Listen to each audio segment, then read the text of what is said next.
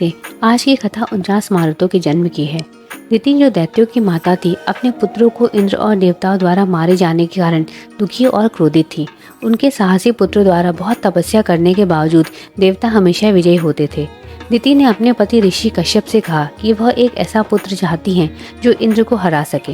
कश्यप ऋषि ने कहा कि एक शक्तिशाली संतान के लिए एक विशेष व्रत का पालन करना होगा जब तक वे गर्भवती हैं। अगर वह पूरे वर्ष तक यह पुण्य व्रत करती हैं तो जो पुत्र जन्म लेगा वह इंद्र का संहार करेगा और अपने भाइयों को विजय दिलाएगा।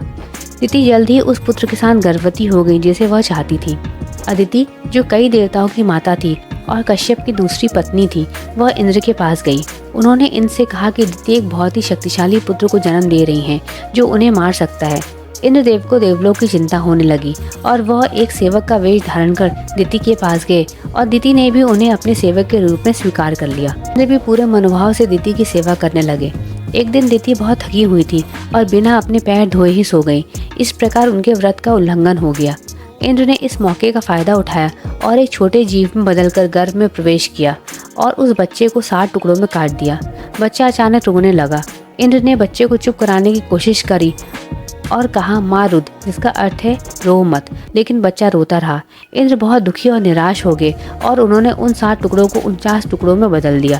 अपने गर्भ को छिन्न हुआ देखकर दिति रोने लगी और अदिति को उन्होंने श्राप दिया कि जैसे उनका गर्भ नष्ट हुआ है उसी प्रकार उसके भी 6 पुत्र जन्म लेते ही मृत्यु को प्राप्त हो जाएंगे। तब ऋषि कश्यप के आशीर्वाद से दिति ने एक पुत्र के बजाय 49 पुत्र उत्पन्न हुए। वे मारुद कहलाए। वे इंद्र के साथी और अनुयायी बने। उनमें से प्रत्येक के 7-7 समूह हैं जो ब्रह्मलोक, इंद्रलोक, आकाश और चारों दिशाओं में निवास करते हैं। इस प्रकार कुल मिलाकर 49 मारुत हैं जो दिव्य प्राणियों के रूप में विचरण करते हैं। दिति के श्राप से उत्पन्न हुए दिति के 6 पुत्रों को षड्गर्भ कहा गया, जिनकी कथा हम पहले आपको बता चुके हैं। अगर आपको कथा पसंद आई हो तो लाइक करें और चैनल को सब्सक्राइब करें। धन्यवाद।